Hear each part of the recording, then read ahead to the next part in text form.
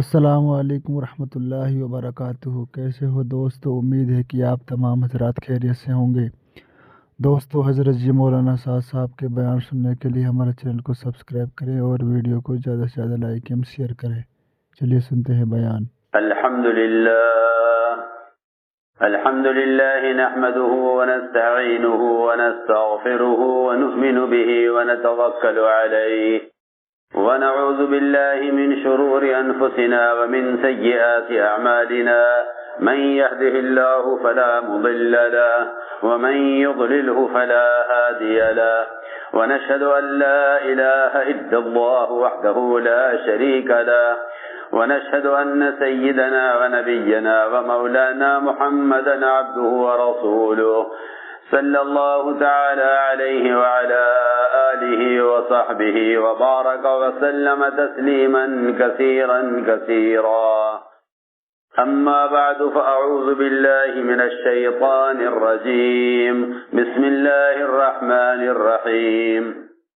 قالت الأعراب آمنا قل لم تؤمنوا ولكن قولوا أسلمنا، وقال عليه الصلاة والسلام المؤمنون هينون لينون كالجمل الآنف إن قيد إن قاد وإن أنيخ على صخرة استناخ، أو كما قال عليه الصلاة والسلام.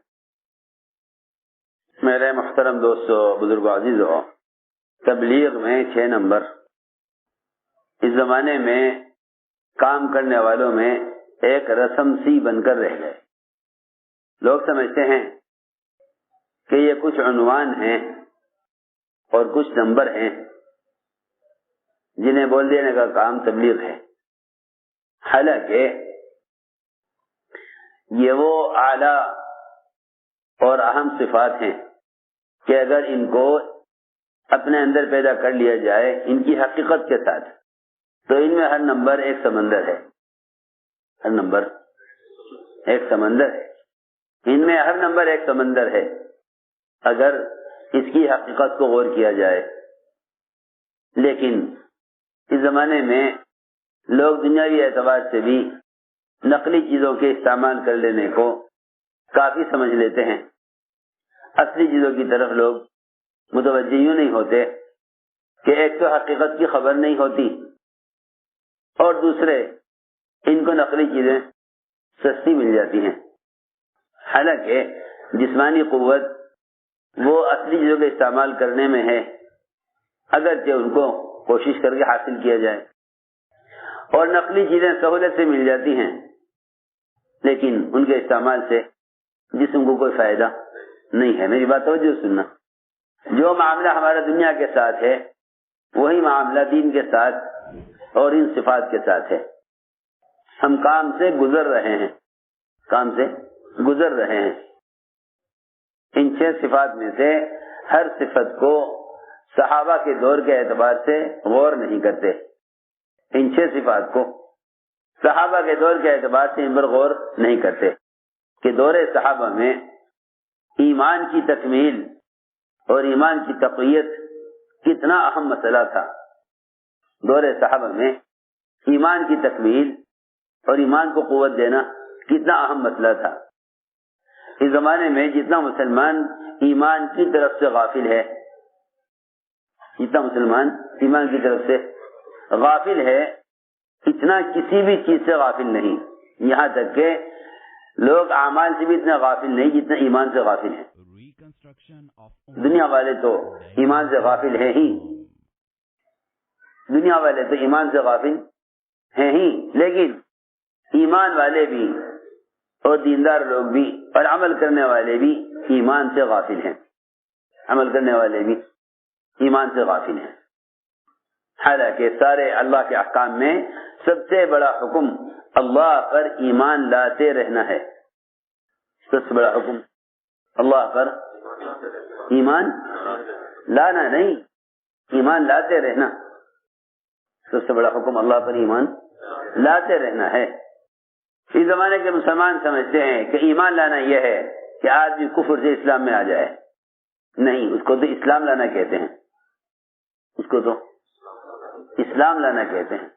اسلام لانا تو ایک ہی مرتبہ ہوگا، کہ آج کفر سے اسلام میں آ جائے، لیکن ایمان لانے میں استمرار ہے، ایمان لانے میں استمرار ہے، اور ایمان لانا بار بار ہے، ایمان لانا بار بار ہے، تاکہ ایمانی کیفیت اور ایمان کی سطح دلوں میں اپنی مطلوبہ کیفیت پر باقی رہے، ایمان دلوں میں اپنی مطلوبہ کیفیت پر باقی رہے۔ اس لیے ایمان لانے کے امر میں استمرار ہے۔ ہماری بات توجہ سننی پڑے گی بہت۔ ایمان لانے کے حکم میں استمرار ہے، ایمان لانے کے حکم میں تسلسل ہے، اللہ پر ایمان لانے کے حکم میں تسلسل ہے، اللہ پر ایمان لانے کے حکم میں تسلسل ہے، فراغت نہیں ہے، اس سے فراغت نہیں ہے، عمل سے فراغت ہو جائے گی۔ اگر آپ نے زندگی میں ایک مرتبہ حج کر لیا تو پوری زندگی آپ کے ذمہ حج کرنا نہیں ہے، آپ کے ذمہ حج کرنا نہیں ہے۔ اگر آپ نے زندگی میں ایک مرتبہ بالغ ہو کر حج کر لیا، آپ کے ذمہ دوسرا حج پوری زندگی بھی نہیں ہے۔ آپ نے رمضان کے روزے رکھ لیے، اگلے سال رمضان تک آپ کے ذمہ روزہ فرض نہیں ہے۔ آپ نے زکوٰۃ دے دی، اگلے سال گزرنے تک آپ کے ذمہ زکوٰۃ دینا نہیں ہے۔ آپ نے نماز پڑھ لی، اگلی نماز تک آپ کے ذمہ نماز فرض نہیں ہے۔ اللہ اکبر۔ حضرت فرماتے تھے جتنے بھی اعمال ہیں وہ تو اپنے اوقات کے ساتھ متعین ہیں، فرائض بھی، سنتیں بھی، واجبات بھی، لیکن ایمان اتنا بڑا فریضہ ہے کہ اس کو ہر لمحہ باقی رکھنا، اس کو ہر لمحہ باقی رکھنا ضروری ہے۔ دیکھو میری بات یاد رکھو، اعمال جسم کی طرح ہیں، اعمال جسم کی طرح ہیں اور ایمان روح کی طرح ہے۔ اعمال جسم کی طرح ہیں اور ایمان روح کی طرح ہے۔ اعضاء اپنی ضرورت کے اعتبار سے حرکت کریں گے، اعضاء اپنی ضرورت کے اعتبار سے حرکت کریں گے۔ اگر ضرورت نہیں ہے اس وقت تو عضو حرکت نہیں کرے گا، کہیں جانے کا تقاضا ہے تو پیر اٹھیں گے، ورنہ آدمی بیٹھا ہوا ہے، بولنے کا تقاضا ہے تو زبان حرکت کرے گی، ورنہ زبان ساکت ہے۔ اعضاء اپنے تقاضے کے اعتبار سے اپنے وقت پر حرکت کریں گے۔ تو میں نے عرض کیا کہ ایمان کی تو اس کی ہر لمحہ ضرورت ہے، تو ایمان جسم میں روح کی طرح فرماتے تھے اگر ایمان نہ ہوگا تو پھر اعمال اس طرح سڑیں گے، اگر ایمان نہ ہوا تو اعمال اس طرح سڑیں گے جس طرح بغیر روح کا جسم سڑ جاتا ہے، بغیر روح کا جسم سڑ جاتا ہے۔ سمجھتے تھے اگر ایمان نہ ہوا تو اعمال ایسے سڑ جائیں گے جیسے بغیر روح کا جسم کہ اس کے اعضاء سڑ جاتے ہیں۔ میں نے عرض کیا کہ ایمان وہ چیز ہے جس کی تجدید کے لیے، اس کو تازہ کرتے رہنے کے لیے مسلسل حکم ہے۔ فرمایا حضور اکرم صلی اللہ علیہ وسلم نے جددوا ایمانکم، اپنے ایمان کو تازہ کرتے رہا کرو، اپنے ایمان کو تازہ کرتے رہا کرو۔ ہمیں سب کو اجتماعی طور پر نیا ہو یا پرانا اس بات پہ غور کرنا چاہیے کہ روزانہ میں آیا ایمان کی مجلس میں بیٹھ کر اللہ کی وحدانیت کو سن رہا یا نہیں سن رہا۔ جس طرح روزانہ تلاوت اور روزانہ ذکر اور روزانہ انفرادی اعمال یہ سب کے سب اللہ کے اوامر ہیں، ان کا پورا کرنا ضروری ہے، اس طرح اللہ کی وحدانیت کو بیان کرنا یا سننا یہ بھی روزانہ اسی طرح ضروری ہے، یہ بھی روزانہ اسی طرح ضروری ہے۔ لیکن اس کا معمول بالکل ختم ہو گیا، اس کا معمول بالکل ختم ہو گیا، اس کا معمول بالکل ختم ہو گیا۔ کوئی ایک وقت بھی ایسا نہیں ہمارے پاس جس میں ہم بالارادہ مسجد میں ایمان کے حلقوں میں جمع ہو کر اللہ کی بڑائی کو سنیں۔ حالانکہ مسجد سے باہر پھیلے ہوئے جتنے بھی مادی نقشے ہیں، ان سارے نقشوں کو چھوٹا بنانے اور ان سارے نقشوں کی تردید کے لیے مسجد میں اللہ کی وحدانیت کو سننے پر جمع ہونا تھا، لیکن اس کا معمول اب نہیں ہے۔ رہا ہمارا گشت، وہ جب کبھی طبیعت ہوئی، فرصت ہوئی، ہفتے میں ایک بار یا 2 بار، ہفتے کے 2 گشت بتلاتے ہیں، کبھی موقع ہوا، طبیعت ہوئی، دوستوں نے کہا چلو تم بھی گشت میں چلو۔ حالانکہ میں آپ سے یقین کے ساتھ اور قسم کھا کر کہہ سکتا ہوں کہ جس طرح روزانہ جسمانی غذا کا لینا ضروری ہے جسم کی قوت کے لیے، اور جسم کے تمام جتنی بھی عناصر سے انسان کے جسم مرکب ہے، ملوہا بھی ہے، چونا بھی ہے، مختلف قسم کی دھاتیں انسان کے خون میں ہیں، ان سارے خون کے اجزاء کو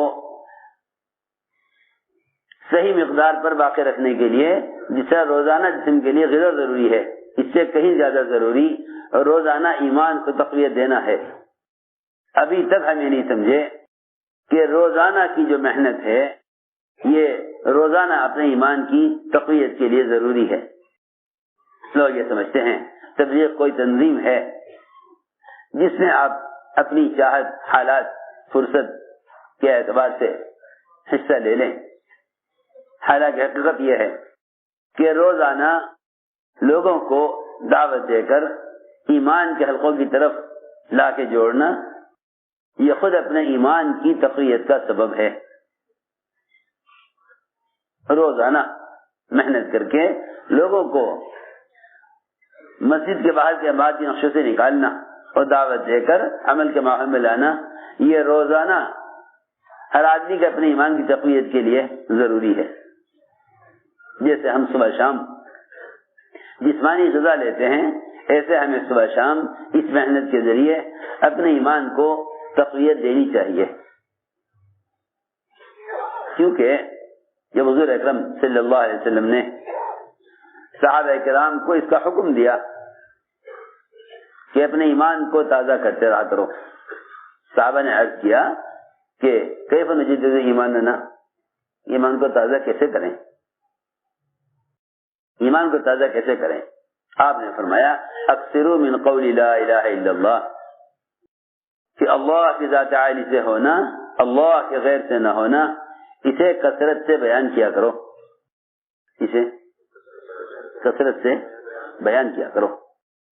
میں کچھ بہم بات عرض کر رہا، ہم صرف یہ سمجھے کہ لا الہ الا اللہ کی انفرادی، لا الہ الا اللہ کے لفظ کا انفرادی ذکر اس کی کثرت سے مراد ہے، حالانکہ اس کی تکثیر سے ایمان کی تجدید کا مطلب یہ ہے، لا الہ الا اللہ کی کثرت سے ایمان کی تجدید کا مطلب یہ ہے کہ جتنے کائنات کے اندر مختلف مادی نقشے پھیلے ہوئے ہیں، سرمایہ داریوں کے، حکومتوں کے، تاجروں کے، صنعتوں کے، کارخانوں کے، اس سے ہٹ کر جتنا فلکی نظام ہے، اس سب کی تردید کرو اللہ کے مقابلے میں۔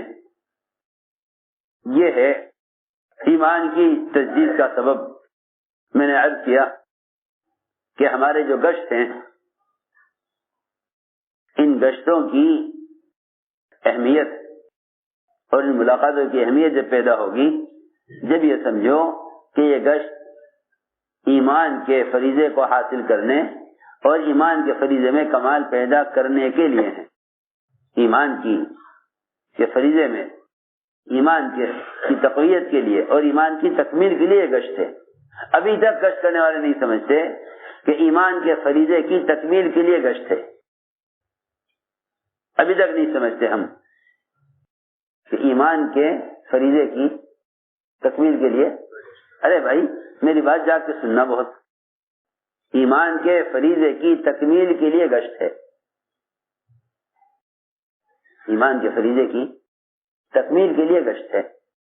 کام کرنے والے ہوں یا کام کرنے والے نہ ہوں، ان سب کے ذہن میں تبلیغ ایک تنظیم اور ایک زمانے کی تحریک سمجھی جاتی ہے، حالانکہ یہ محنت ایمان کی تکمیل اور ایمان کی تقویت کے لیے ہے۔ صحابہ کے گشت کا موضوع ہی یہی ہے، صحابہ کرام کے گشت کا موضوع ہی یہی ہے، صحابہ کرام کے گشت کا موضوع ہی یہی ہے۔ ہم کچھ دوسری بات کر رہے،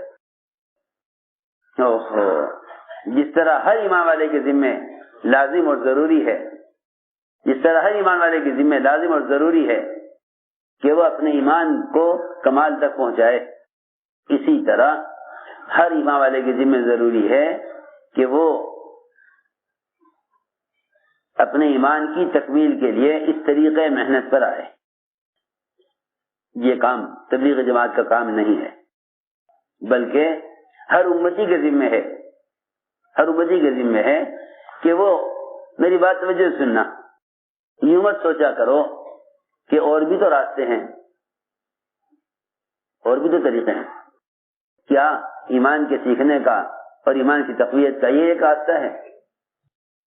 یہ بات وہ لوگ سوچتے ہیں جو اس کام کو براہ راست صحابہ کی سیرت میں نہیں دیکھتے۔ ہماری بات بہت جا کر سننی پڑے گی۔ جو براہ راست اس کام کو صحابہ کی سیرت میں نہیں دیکھتے، وہ یہ کہتے ہیں کہ کوئی مخصوص متعین طریقہ نہیں ہے ایمان کی تقویت کے لیے،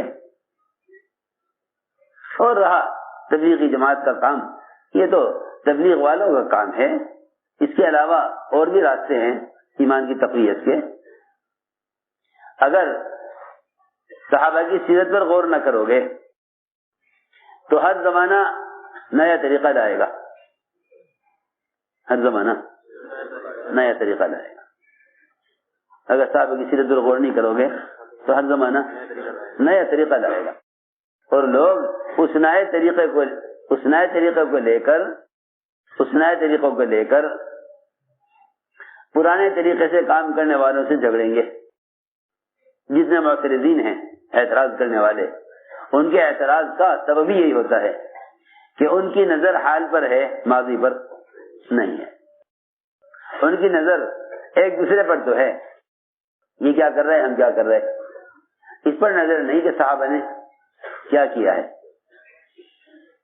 میری بات توجہ سننا، جیسے زمانہ گزرتے جائے گا ان کا طریقہ کار زمانے کے اعتبار سے بدلتا جائے گا۔ ہم نے ایک بات عرض کی ہے کہ یہ گشت و ملاقاتیں یہ ایمان کی تکمیل کے لیے ہیں، اور ایمان کی تکمیل اور ایمان میں کمال پیدا کرنا ہر مومن کی ضرورت ہے، ہر مومن کی ضرورت ہے، ایمان کی تکمیل ہر مومن کی ضرورت ہے۔ ہماری بات توجہ سے سنو، جب امر معروف اور نہی منکر، برائی کو حکم کرنا، برائی سے روکنا، ان دو فریضوں کی ادائیگی کا طریقہ بدل جائے گا، ان دو فریضوں کی ادائیگی کا طریقہ بدل جائے گا، تو لوگ یہ کہیں گے کہ یہ دو فریضے کسی بھی طرح سے ادا ہو سکتے ہیں۔ ہماری بات بہت دھیان سے سننا، حالانکہ گشت اور ملاقاتیں یہ امر معروف اور نہی منکر کی عملی محنت کو کہتے ہیں، امر معروف اور نہی منکر کی عملی محنت کو کہتے ہیں۔ گشت اور ملاقاتیں یہ امر معروف اور نہی منکر کی عملی شکل ہے۔ اس زمانے میں یہ دونوں فریضے صرف کتابوں کی نظر اور رسالوں کی نظر ہو کر رہ گئے۔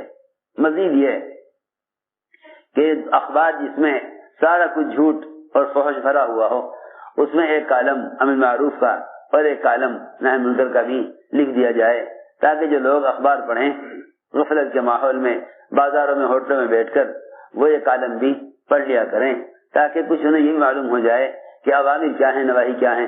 میری بات جا کر سنو بہت، یہ دو فریضے امر معروف اور نہی منکر جن کے بغیر امت نجات نہیں پا سکتی، اس فریضے کی ادائیگی کا طریقہ یہ نہیں تھا کہ آپ معروفات منکرات کتاب میں لکھ کر چھاپ دیں اور تقسیم کرا دیں کہ لوگوں کو اور پھر یہ کہیں کہ ہم نے امر معروف کر دیا اور ہم نے منکر سے لوگوں کو روک دیا. نہیں، نہ یہ تحریر کا کام تھا، نہ یہ تقریر کا کام تھا، بلکہ امر معروف و نہی عن منکر ایک تحریک ہے. بلکہ یہ ایک تحریک ہے، وہ یہ کہ نقل و حرکت کے ذریعے لوگوں کو منکر کے ماحول سے نکالا جائے اور معروفات کے ماحول میں لایا جائے. منکر کے ماحول سے نکالنا نہی عن منکر ہے، اور معروفات کے ماحول میں لا کر معروفات اور ان سے عمل کا کرا لینا یہ عمل معروف ہے. نہ یہ واعظ تقریر کا کام تھا اور نہ یہ تحریر کا اور قلم کا کام تھا، بلکہ امر معروف اور نہی عن منکر کی عملی محنت. دیکھو میری بات دھیان سے سننا، امر معروف اور نہی عن منکر کی عملی محنت یہی ایمان کی تقویت کا سبب ہے. یہی ایمان کی تقویت کا اصل سبب ہے. امر معروف اور نہی عن منکر کی عملی محنت، امر معروف اور نہی عن منکر کی عملی محنت، بس یہی ایمان کی تقویت کا سبب ہے. کیونکہ قرآن میں اللہ نے اسی طرح فرمایا کنتم خیر امۃ اخرجت للناس تأمرون بالمعروف وتنهون عن المنکر وتؤمنون باللہ، کہ تمہارے افضل امت ہونے کے لیے یہ لازم اور ضروری ہے، تمہارے افضل امت ہونے کے لیے اور خیر امت ہونے کے لیے یہ لازم اور ضروری ہے کہ تم لوگوں کو جا کر بھلائی کا حکم کرو اور ان کو منکر کے ماحول سے نکال کر معروفات کے ماحول میں لاؤ. جس طرح کہہ رہا ہوں یہی مطلب ہے. میں عرض کروں گا ابھی کہ امام محدثین ابو ہریرہ نے اس آیت کی تفسیر کیا کی ہے.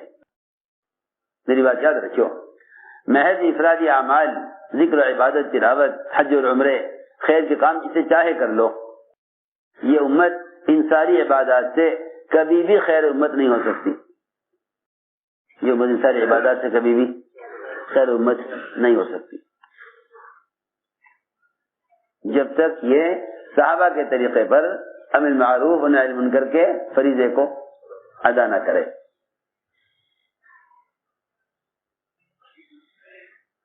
سارے محدثین کے امام ابو ہریرہ رضی اللہ تعالی عنہ جو سب سے زیادہ حدیث کے جاننے والے ہیں، وہ اس آیت کی تفسیر خود کرتے ہیں. وہ یہ کہتے ہیں کہ تمہارے خیر امت ہونے کے لیے شرط یہ ہے کہ تم لوگوں کو شرک و کفر کے ماحول سے کوشش کر کے نکال کے لاتے ہو اور عمل کے ماحول میں لا کر کسی طرح ان کے دلوں میں اسلام کو داخل کرنے کی کوشش کرتے ہو. بس یہی تمہارے خیر امت ہونے کے لیے شرط ہے. یہ کون کہہ رہے ہیں؟ ابو ہریرہ. ہم نے عرض کیا کہ گشت ایمان کی تقویت کی عملی محنت کا نام ہے. ہماری بات یاد رکھو، گشت ایمان کی تقویت کی عملی میں بیٹھ کے سونا مت بھائی، نہ بہت نقصان میں جاؤ گے. میں بہت اہم بات کر رہا، کیونکہ میں یہ سوچ رہا کہ اب کام کے طریقہ کار میں، کام کرنے والوں میں یہ بات پیدا ہونے لگی کہ بھئی یہ کوئی لازم تھوڑی ہے کہ آدمی اسی طرح کام کرے تو ایمان بنے گا. اور بھی راستے ایمان بننے کے ہیں. یہی وجہ ہے کہ لوگوں نے سنتیں چھوڑ کر رواجی طریقے اختیار کر لیے.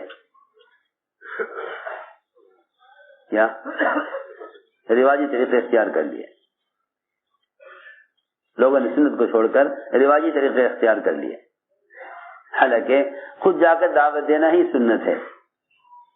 ہم نے عرض کیا کہ یہ نقل و حرکت اور یہ گشت و ملاقاتیں یہ دعوت کے فریضے کو ادا کرنے کی عملی محنت ہے.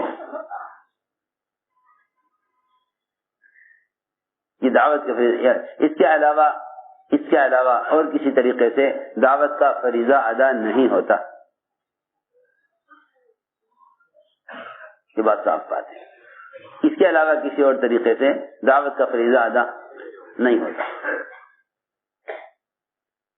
یہ علماء کا یہ فرمانا کہ المعروف و نہی عن المنکر، ان دونوں فریضوں کا ادا کرنا ہی ایمان کی تکمیل کا سبب ہے. اگر کوئی شخص اپنی ذات سے سارا سارے اعمال کرتا ہے، پورے دن پر چلتا ہے، لیکن دوسروں کو ایمان اعمال صالحہ پر آمادہ نہیں کرتا. علماء نے لکھا ہے کہ باوجود اپنی ذات سے سارے اعمال کرنے کے بھی ایمان کامل نہ ہوگا، ایمان کامل نہ ہوگا، باوجود سارے اعمال کرنے کے بھی ایمان کامل نہ ہوگا. جب تک دوسروں کو عوامر پر آمادہ نہ کرے اور دوسروں کو خود جا کر منکر کے ماحول سے نہ نکالے، ایمان کامل نہ ہوگا. انفرادی عبادات سے ایمان کامل نہ ہوگا. ہم تبلیغ میں اتنا لگتے ہیں جتنے میں ہم دین سیکھ لیں. سر بھی سمجھتے ہیں کہ ایک مدرسہ تھا جس میں لگ کر دین سیکھا تھا، اب اس سے فارغ ہو گئے ہیں. اور آپ جانتے ہیں اسکول ہو یا کالج ہو یا مدرسہ ہو یا مکتب ہو، جو ان سے فارغ ہو جاتا ہے وہ پلٹ کے اس میں دوبارہ نہیں آتا. سمجھتا ہے یہ ایک نصاب ہے، یہ ایک کورس ہے جس کو ہم نے کر لیا، اب مزید اس کی کیا ضرورت ہے. سنو غور سے، بات توجہ سے. گشت کا موضوع اپنے ایمان کو تقویت دینا ہے، اور اس کی عملی شکل یہی ہے کہ خود چل کر لوگوں کے پاس جاؤ اور ان کو دعوت دے کر ان کو ان کے ماحول سے نکال کر اپنے مسجد کے ماحول میں لے کر آؤ. یہ اس کو علماء نے ایمان کی تکمیل کا سبب کہا ہے، اور ہمیں صحابہ کرام کی سیرت سے یہی ملتا ہے، صحابہ کی سیرت سے یہی ملتا ہے، صحابہ کی سیرت سے یہی ملتا ہے. عمر رضی اللہ تعالی عنہ ملاقاتیں کرتے، ہاتھ پکڑتے، خوشامد کرتے اور یہ کہتے کہ ہمارے ساتھ مسجد میں آ جاؤ، اور یہ کر کے فرمایا کرتے تھے کہ یہ کام میں اس لیے کرتا ہوں تاکہ میرے ایمان میں اس سے زیادتی ہو. حضرت عمر فرماتے تھے یہ کام میں اس لیے کرتا ہوں تاکہ میرے ایمان میں زیادتی ہو. معاذ بن جبل سید العلماء وہ گشت کرتے لوگوں میں اور کہتے اجلس بنا من ساعتن، ارے آؤ تھوڑی دیر کے لیے بیٹھو ہمارے ساتھ ایمان کے حلقے میں تاکہ برابر ایمان لے آویں. امام بخاری رحمۃ اللہ علیہ فرماتے ہیں کہ معاذ بن جبل کا یہ عمل ایمان کی تقویت کے لیے، اس سے امام بخاری رحمۃ اللہ علیہ نے اس بات کو ثابت کیا ہے کہ ہاں مسجدوں میں ایمان کے حلقے قائم کر کے لوگوں سے ملاقاتیں کر کے انہیں ہاں عمل میں جوڑنا، یہی ایمان کی تکمیل کا سبب ہے. میں اس لیے عرض کی ہے پوری بات کہ ہمیں اس محنت کے لیے وقت فارغ کرنے کی، اس محنت کے لیے وقت فارغ کرنے کا تقاضا ہی جب ہوگا جب ہم اس بات کو پہلے سمجھ لیں کہ یہ ایمان کی تکمیل کا اور ایمان کی تقویت کا سبب ہے. دیکھو نا، آدمی ایک وقت کی روٹی کھانے کے لیے کتنی کوشش کرتا ہے کہ اسے اپنی جسم کے لیے غذا چاہیے، کھانا چاہیے. سارے تاجر، سارے مزدور، سارے محنت کرنے والے دن بھر کوشش کس لیے کر رہے؟ پیٹ کے لیے. سوچو تو صحیح، جتنے بھی دنیا میں کام ہو رہے ان سارے کاموں کا اصل مقصد پیٹ کی ضرورت کو پورا کرنا ہے. بس اسی طرح سمجھ لو کہ یہ محنت اور یہ نقل حرکت ایمان کی تکمیل کے لیے ہے. میں نے اس لیے عرض کیا تھا کہ حضور اکرم صلی اللہ علیہ وسلم کا یہ امر صحابہ کے لیے کہ اپنے ایمان کی تجدید کرتے رہا کرو، اپنے ایمان کی تجدید کرتے رہا کرو. یہ بتلانے کے لیے ہے کہ اس ایمان کی تجدید کا طریقہ کیا ہے، اس ایمان کی تجدید کا طریقہ کیا ہے، صحابہ نے اس حکم کو پورا کیسے کیا، صحابہ نے اس حکم کو پورا کیسے کیا. دیکھو نا کتنی آسان بات ہے. بھائی نماز کا حکم ہے تو نماز کیسے پڑھی جائے گی، روزے کا حکم ہے تو روزہ کیسے رکھا جائے گا، حج کا زکات کا حکم ہے تو یہ فریضہ کس طریقے سے ادا کیا جائے گا. ایسے ہی ایمان بھی تو ایک امر ہے اللہ کا، اس امر کو پورا کیسے کیا جائے گا، اس پر غور کرنا چاہیے. ہم سارے فرائض پر غور کرتے ہیں کہ صحابہ کی نماز کیسی تھی، ابو بکر صدیق کی نماز کیسی تھی، اور ہماری نماز حضور اکرم صلی اللہ علیہ وسلم کی نماز کے مشابہ ہو، آپ کی نماز کیسی تھی۔ جب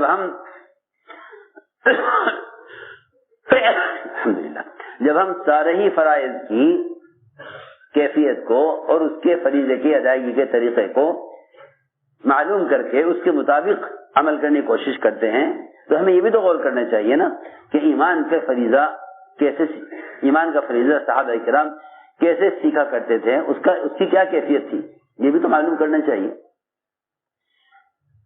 یہ تو نہیں کہ ایمان خود ہی بڑھتا رہے گا،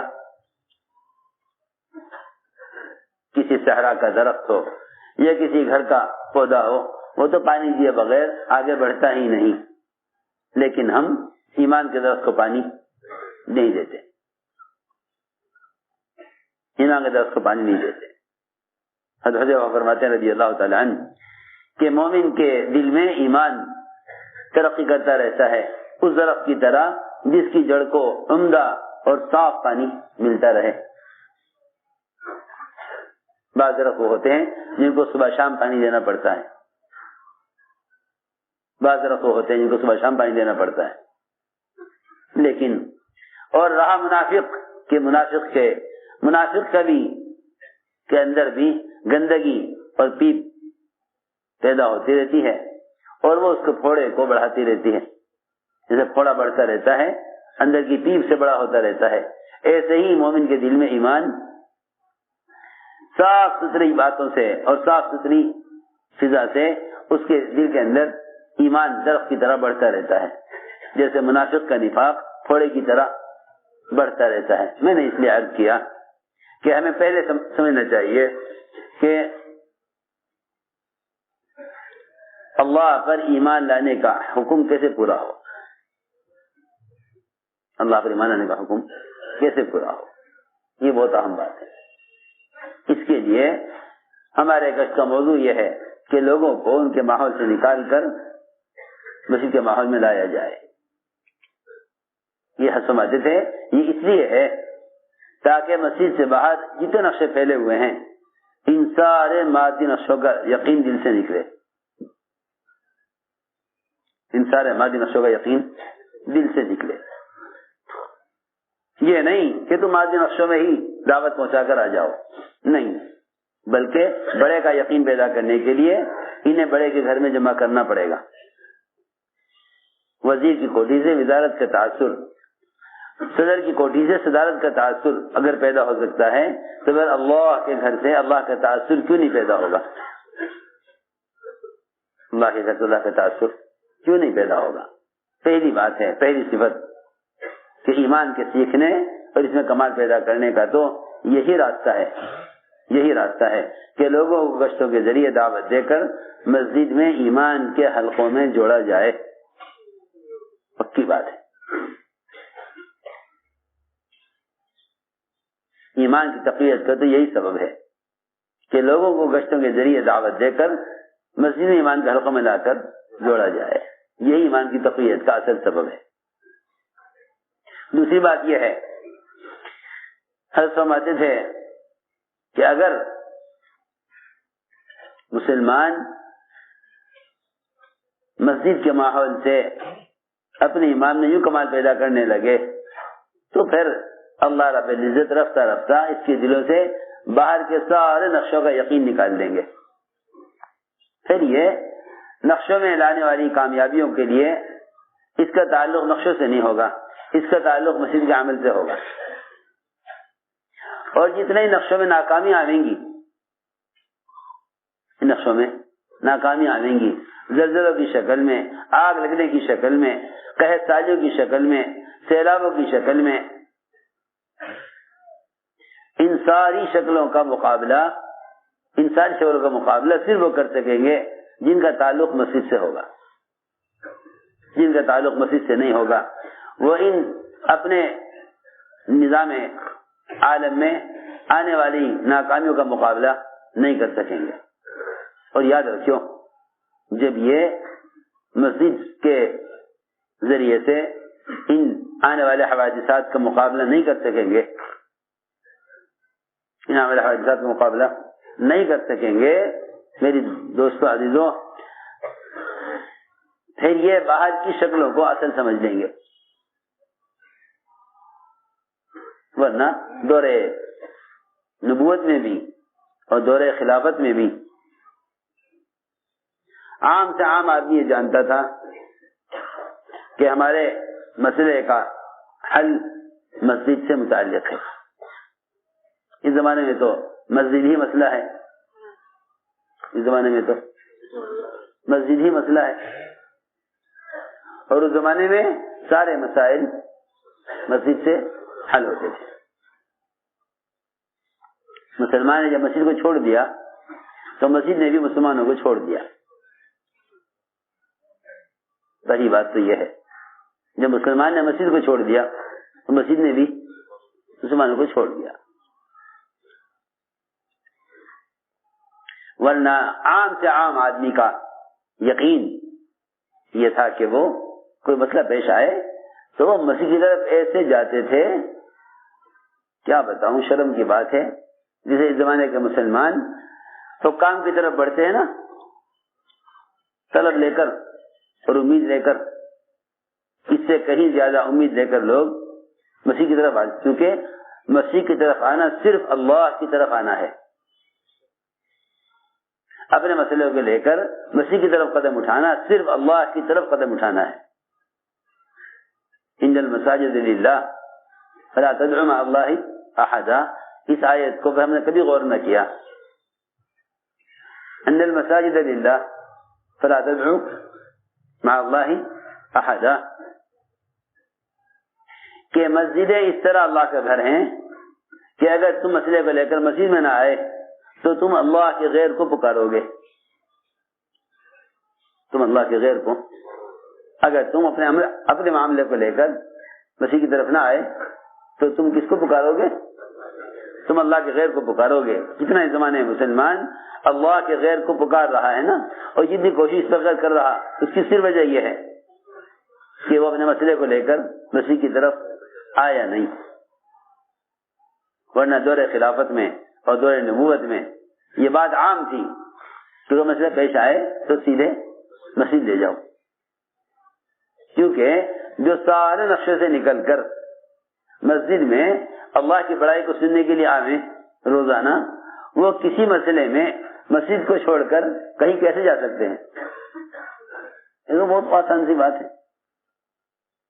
جو روزانہ مسجد میں جمع ہو کر اللہ کی وحدانیت کو نہیں سنیں گے، وہ اپنے مسائل کو لے کر حکام کی طرف جانیں گے، وہ یوں سمجھیں گے مسئلہ ان کے ہاتھ میں ہے۔ کیا سمجھیں گے؟ مسئلہ حالانکہ مسئلہ تو فرشتوں کے ہاتھ میں بھی نہیں ہے، مسئلہ تو فرشتوں کے ہاتھ میں بھی نہیں ہے، مسئلہ تو صرف اللہ کے قبضے میں ہے، مسئلہ تو صرف اللہ کے قبضے میں ہے۔ کیسے بے عقل لوگ ہیں اس زمانے کے، وہ یوں کہتے ہیں کہ اللہ نے انہیں اقتدار اس وقت دیا ہوا ہے۔ ہائے، جب یہ کہنے کی گنجائش نہیں کہ فلاں ڈاکٹر کے ہاتھ میں اللہ نے شفا رکھی ہے، اسے علاج کرا لو۔ ایک مشرک کا بھی یقین یہ تھا کہ شفا اللہ کے قبضے میں ہے، ہم تو ظاہری کوشش کرتے ہیں۔ ایک مشرک کا بھی یقین یہ تھا کہ شفا اللہ کے قبضے میں، ہم تو ظاہری کوشش کرتے ہیں۔ سوچو ذرا، غور کرو، اس زمانے کا مسلمان یقین کی صدا سے، امید کی صدا سے گرتے گرتے گرتے گرتے کہاں پہنچا؟ دور صحابہ میں بت مشرکین سے کہا کرتے تھے، دور صحابہ میں بت اپنے پجاریوں سے کہا کرتے تھے۔ میری بات توجہ سننا بہت، دور صحابہ میں بت اپنے پجاریوں سے کہا کرتے تھے کہ اب ہمارا دور ختم ہو گیا ہے، ہمارا دور ختم ہو گیا ہے۔ دور صحابہ میں بت اپنے پجاریوں سے کہتے تھے، آواز سے کہتے تھے کھل کر کہ ہمارا زمانہ، ہمارا دور ختم ہو گیا، اب تو دور مسجد والوں کا ہے۔ یہ بت کہہ رہا، کون کہہ رہا؟ بت کہہ رہا ہے ہمارا زمانہ ختم، کیوں ہمارے آگے تم جھک رہے ہو, ہماری پوجا کر رہے ہو, ہمارا زمانہ ختم ہو گیا. اب زمانہ کن کا ہے؟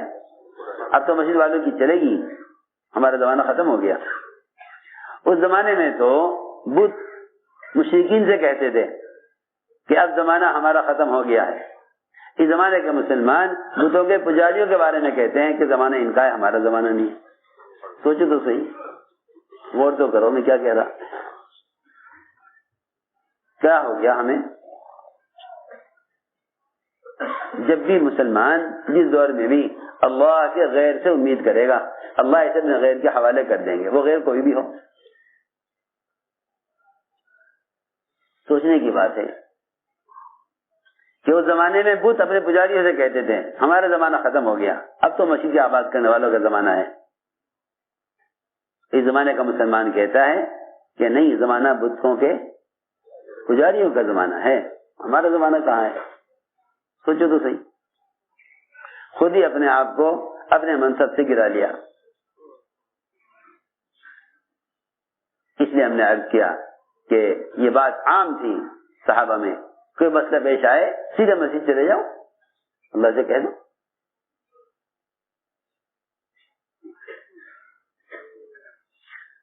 بارش بند ہو گئی, صحابی نے آ کر مسجد میں عرض کیا کہ رسول اللہ بارشیں بند ہو گئی ہیں, جانور ہلاک ہو رہے ہیں, کھیتیاں سوکھ رہی ہیں. آپ نے دعا کے لیے ہاتھ اٹھائے, ابھی ہاتھ نیچے نہیں کیے تھے کہ داڑھی سے آپ کے بارش کے قطرے بہ رہے تھے. مگر اس زمانے کے مسلمان ایسے ہیں, پڑھے لکھوں یا عوام, وہ یہ کہیں گے کہ بھائی وہ تو نبی تھے اس لیے ہو گیا, ہم نبی تو ہے نہیں. جی ہاں,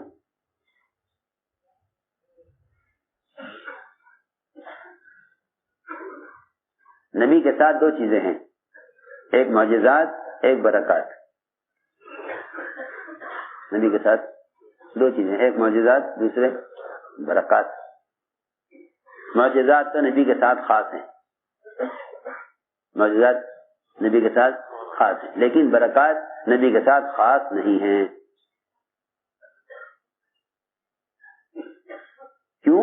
اس لیے کہ حضور اکرم صلی اللہ علیہ وسلم کے دنیا سے جانے پر, آپ کے دنیا سے جانے پر, آپ کے دنیا سے چلے جانے پر وحی کی برکات ختم نہیں ہوئی, کیونکہ وحی کی برکات دعوت کے ساتھ ہیں. امت وحی کی برکات سے آپ کے دنیا سے جانے سے محروم نہیں ہوئی, بلکہ امت وحی کی برکات سے آپ کا والا کام چھوڑ کر محروم ہوگی. امت وحی کی برکات سے جو محروم ہوگی وہ آپ کا والا کام چھوڑنے سے ہوگی. ہم دیکھیں حدیث میں, صحیح حدیث ہے کہ یہ امت اگر دعوت چھوڑ بیٹھی تو وحی کی برکات سے محروم ہو جائے گی. تو آپ کی وفات سے وحی منقطع ہوئی ہے, وحی کی برکات منقطع نہیں ہوئی. آپ کی وفات سے کیا منقطع ہوئی؟ وحی منقطع ہوئی, لیکن وحی کی برکات منقطع نہیں ہوئی. وحی کی برکات سے مسلمان یہ محروم ہوگا جب یہ دعوت اللہ کو چھوڑ دے گا, پھر یہ وحی کی برکات سے محروم کر دیا جائے گا, دعا کی قبولیت سے اور وحی کی برکات سے. میں نے عرض کیا کہ معجزات نبی کے ساتھ خاص ہیں, لیکن نصرت, کیونکہ معجزات نبوت کے ثبوت کے لیے ہوتے ہیں. معجزات کس لیے ہوتے ہیں؟ ثبوت نبوت کے لیے. موضوع نبوت نہیں ہے معجزات. موضوع نبوت تو وہ اعمال ہیں جن اعمال پر اللہ رب العزت نبیوں کا اتباع کرنے والوں کی مدد کریں گے. اور اللہ نے نصرت کا وعدہ صرف نبیوں سے نہیں کیا, قیامت تک آنے والے ایمان والوں سے اسی طرح مدد کا وعدہ کیا جس طرح نبیوں سے مدد کا وعدہ کیا. قرآن میں صاف ہے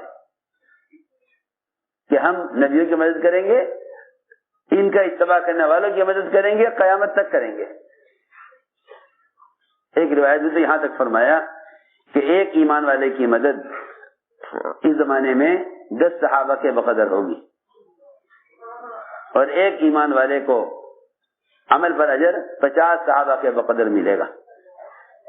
میں نے عرض کیا کہ معجزات یہ بے شک نبی کے ساتھ خاص ہیں، لیکن نصرتیں اور برکتیں نبی کے زمانے کے ساتھ مخصوص نہیں ہیں۔ یہ ایک مایوسی پیدا ہو گئی مسلمانوں میں کہ ہمارے ساتھ وہ کہاں ہو سکتا ہے جو انبیاء اور صحابہ کے ساتھ ہوا ہے، کیونکہ نہ ہم نبی ہیں نہ صحابی ہیں۔ اور پھر جو بہت ہی زیادہ عقیدے کے بیچارے کمزور ہیں وہ تو یہ کہہ دیتے ہیں کہ بھئی یہ تو اولیاء کے ساتھ ہوتا ہے کرامتیں، ہم تو ولی بھی نہیں ہیں۔ آخر تم ہو کیا پھر؟ جی ہاں، اس مایوسی نے گراتی یہاں تک پہنچا دیا کہ اگر کسی ولی کرامت ظاہر ہو جاوے تو آدمی اپنے عمل سے مایوس ہو کر ولی کے عمل سے کامیابی لینا چاہتا ہے۔ اس زمانے میں جتنے لوگ دوسروں سے دعا کی درخواست کرتے ہیں وہ کرتے ہیں جو اپنے عمل سے پوری طرح مایوس ہو چکے ہیں، عمل سے پوری طرح مایوس۔ وہ صاف کہتے ہیں کہ جی ہم تو اس قابل ہیں ہی نہیں، ہم تو اس قابل ہیں ہی نہیں۔ آپ کے اعمال اس قابل ہیں، آپ نیک آدمی ہیں، آپ میرے لیے دعا کر دیں۔ جی ہاں، لوگ اپنے مسائل کے لیے اللہ پر ہی تلاش کرتے، اللہ والوں کو تلاش کرتے ہیں۔ لوگ اپنے مسائل کے حل کے لیے اللہ کو تلاش نہیں کرتے، اللہ والوں کو تلاش کرتے ہیں کہ کوئی اللہ والا مل جائے جو یہ میرا مسئلہ حل کرا دے اللہ سے کہہ کر۔ حالانکہ جو خود اللہ کو تلاش نہ کرے اپنے مسئلے کے لیے، وہ اللہ والے کے ذریعے مسائل کیسے حل کرا لے گا؟ کیونکہ اللہ تعالی جو حالات لاتے ہیں وہ اپنی طرف متوجہ کرنے کے لیے لاتے ہیں، نہ کہ یہ کسی پر کوئی حال آئے وہ دوسروں کی طرف متوجہ ہو جائے اس حال سے نکلنے کے لیے۔ ہم نے عرض کیا کہ حضور اکرم صلی اللہ علیہ وسلم نے دعا فرمائی تو ابھی ہاتھ نیچے نہیں کیے تھے کہ بارش کے قطرے آپ کی داڑھی سے بہ رہے تھے۔ اگلا جمعہ ہو گیا، دھوپ نہ نکلی، بارش ہی بارش۔ اگلے جمعہ میں پھر صحابی آئے، دروازے پر آ کر آواز دی، عرض کے گئے رسول اللہ بارش بند کرا دیجئے، کھیتیاں ڈوب گئی ہیں، پانی بھر گیا ہے، راستے بند ہو گئے ہیں۔ آپ نے دعا فرمائی تو صحابہ کہہ رہے ہم دھوپ میں چل رہے تھے۔ یعنی ایسا آسان تھا کہ کوئی مسئلہ پیش آوے تو فوراً اس مسئلے کو مسیح کی طرف ایسے لے کے جاؤ جیسے تم عدالتوں میں اور اہل منصب اور ایسے لوگ جو عہدے دار ہوں وہ تم سے وعدہ کر لیں گے آ جاؤ میں تمہارا کام کر دوں گا۔ جتنی امید سے آدمی قدم اٹھاتا ہے کسی کے وعدے پر، حالانکہ یہ تو محتاجوں کے وعدے ہیں، حالانکہ یہ تو محتاجوں کے وعدے ہیں جن پہ مسلمان قدم اٹھا لیتا ہے۔ یہ وعدے تو ان کے ہیں، محتاجوں کے وعدے ہیں جن مسلمان قدم اٹھا لیتا ہے۔ یہ تو وہ محتاج ہیں جن سے اللہ ناراض ہیں، حکام تو وہ محتاج ہیں جن سے اللہ ناراض ہیں، حکام وہ محتاج ہیں جن سے اللہ ناراض ہیں، اللہ والے وہ محتاج ہیں جن سے اللہ راضی ہیں۔ ہماری بات توجہ چاہتی ہے، حکام وہ محتاج ہیں جن سے اللہ ناراض ہیں، ہم مسائل کو لے کر ان کی طرف قدم اٹھاتے ہیں۔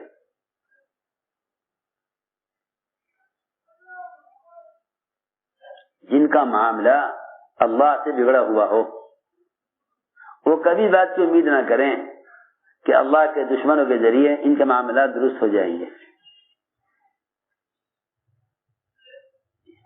جن کا معاملہ اللہ سے بگڑا ہوا ہے، کیونکہ اللہ تعالیٰ نے سودی کاروبار کرنے والے کے بارے میں فرمایا کہ یہ براہ راست اللہ سے جنگ کر رہا ہے۔ جب حالات آتے ہیں تو پھر اللہ کے دشمنوں سے جا کر اپنے حالات کی شکایت کرتے ہیں۔ لو جی اللہ سے بھی لڑ رہے ہیں اور امید کن سے ہے؟ اللہ کے دشمنوں سے امید۔ سوچو تو صحیح کن حالات سے امت گزر رہی۔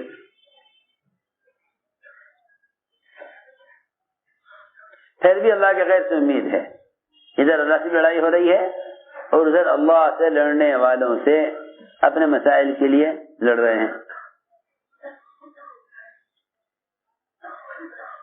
مسلمان اعداء اسلام سے اپنے مسائل کے حل کی امید کیے ہوئے ہیں۔ میں نے عرض کیا کہ حضور اکرم صلی اللہ علیہ وسلم نے ایسا عادی بنایا صحابہ کو، وہ مسائل کو لے کر مسجد ایسے آتے تھے یقین کے ساتھ کہ مسئلے کا حل یہ صرف یہاں ہے۔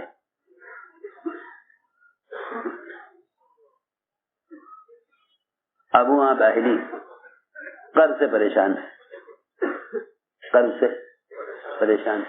مسجد میں آ کر بیٹھے۔ آپ نے فرمایا ابو ماما اس وقت مسجد میں کیوں؟ اس سوال کا مقصد یہ نہیں تھا کہ نماز کا وقت نہیں ہے تو کیوں آئے مسجد میں، یہ تو اس زمانے میں پیدا ہوئی یہ بات کہ بھائی مسجد میں جاؤ تو نماز کے لیے جاؤ،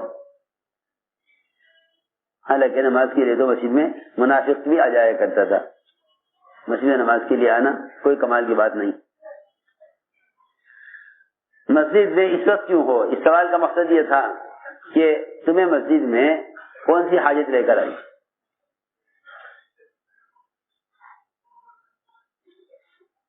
آدمی اپنے گھر میں اپنا گھر سمجھ کر آتا ہے اگرچہ کوئی حاجت نہ ہو۔ آدمی اپنے گھر میں، جی ہاں، سکون کی جگہ ہے، کیا ہے اپنا گھر سکون کی جگہ ہے۔ آدمی اپنے گھر آتا ہے، آدمی اپنے گھر آتا ہے سکون کے لیے۔ عمر بھائی نے عرض کیا کہ قرض اتنا ہے کہ میں اس کے ادا کرنے سے عاجز ہوں۔ اب اے ابو ماما کیا ہم تمہیں ایسی دعا نہ سکھلا دیں، اگر تم پر یمن کے پہاڑ کے برابر بھی قرضہ ہو آسانی سے ادا ہو جائے۔ اتنا قرضہ آپ صلی اللہ علیہ وسلم نے ان کو مسجد میں دعا کی تعلیم دی کہ دیکھو یہ دعا یاد کر لو، یہ دعا ادھر دیکھو نا میری طرف، یہ دعا یاد کر لو۔ حضور اکرم صلی اللہ علیہ وسلم نے دعا سکھلائی اس شخص کو، دعا اس کو سکھلائی جو حاجت کو لے کر مسجد میں آیا۔ میں یہ کہنا چاہتا ہوں اس دعا کی قبولیت کا، اس دعا کے سیکھنے کا اور اس دعا پر قرض کی ادائیگی کا حقدار صرف وہ ہوا جو حاجت کو لے کر مسجد میں آیا، یہ نہیں کہ مسجد سے باہر دعا لکھ کر تقسیم کرا دی جاتی کہ بھائی یہ دعا پڑھ لو۔ اس دعا کا حقدار، اس کا مستحق اور اس کا اہل وہ بنا جو قرض کی تنگی کو لے کر مسجد آیا۔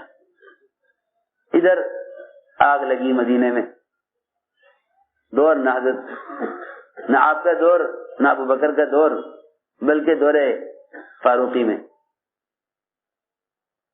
پہاڑ سے آگ نکلی جس نے سارے مدینے کو گھیر لیا۔ عمر رضی اللہ تعالیٰ عنہ سیدھے مسجد گئے، آگ لگ گئی، نہ پانی والوں کے پاس گئے نہ کیمیکل والوں کے پاس گئے کہ آگ کو بجھانے کا انتظام کیا جائے، سیدھے مسجد آئے اور مسجد میں آ کر دیکھا کہ سن 9 ہجری کے مسلمان ذمہ داری وہ نماز پڑھ رہے۔ فرمایا تمیم جاؤ اس آگ کو جہاں سے نکلی ہے وہاں داخل کر کے آؤ۔ یہ نہیں کہ بھئی یہ تو بہت بڑا کام ہے اور یہ تو ایک نئی آفت آئی ہے اور یہ تو بہت بڑی آگ ہے، اس کو تو کوئی ہجرت سے پہلے کا مسلمان ہی سمیٹ سکتا ہے۔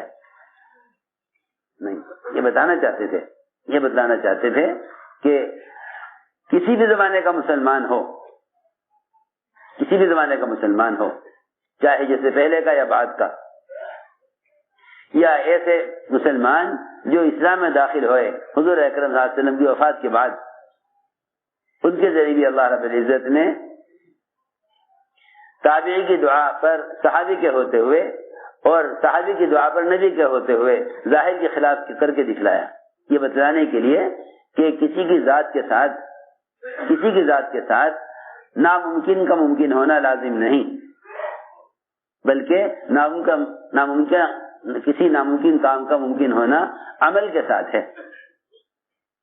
یہ میں تعارف کرنا چاہتا ہوں، ذات کے ساتھ نہیں بلکہ عمل کے ساتھ۔